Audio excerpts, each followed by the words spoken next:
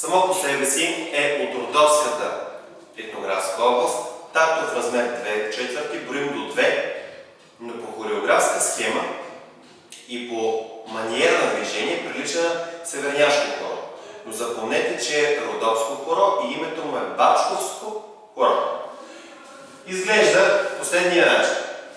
Раз, два, три, 4, 5, 6, 7, 8, 9, 10, 11, 12. Бавно, так по так. Обърнете в дясно, лицето е там. Стъпка под скок с десен и ляв крак. Стъпка под скок. Обръщаме се напред и имаме две стъпки на пета с десния крак. Раз, два. От тук. Стъпка напред с десния. Стъпка напред. Левия стъпка напред. Стъпка напред. С десния стъпка назад. И прескок ляв десен. Раз, два. Или ще се получи следното от начало до тук. Стъпка под скок. Петичка. Напред. Назад. Прескачаме. От тук с левия крак връщаме хорото в лява посока, започваме с стъпка под скок. Обръщането се получава с левия крак в дясно.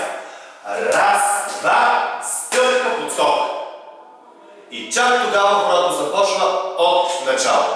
В случая имаме начало на цялото хоро, бавно внимавам и стъпка под скок, петичка, напред, назад, прескачаме, ляв, десен, обръщам, стъпка под скок. И пак от начало, стъпка под скок, петичка, напред, назад, прескачаме, стъпка под скок, връщам, стъпка под скок. Да ви обърна внимание само на обръщането. Да го започнем с ляв крак, там където връщаме хорото в ляво бавно. Стъпка под скок. От тук. Ляв, десен, стъпка под скок. Още веднъж, само тази връзка.